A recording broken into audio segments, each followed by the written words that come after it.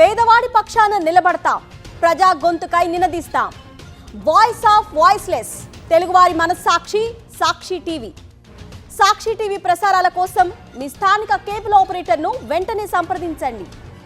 బనకచర్లపై కాంగ్రెస్ సర్కార్ స్టాండ్ మార్చకపోతే ఉద్యమిస్తామని హెచ్చరించారు BRS working president KTR. కేంద్ర ప్రభుత్వం చంద్రబాబు కనుసైగుల్లో నడుస్తోందన్నారు. చిలుక రేవంత్ రెడ్డి అయితే పలుకులు చంద్రబాబువి అని వ్యంగ్యాస్త్రాలు సంధించారు కేటీఆర్. గోదావరి జలాల విషయంలో తెలంగాణకి న్యాయం జరగాల్సి ఉందని తెలిపారు. ఎలాంటి అనుమతులు లేకుండానే బనకచర్ల ప్రాజెక్టు కట్టాలని చూస్తున్నారని కేటీఆర్ ఆగ్రహం వ్యక్తం చేశారు.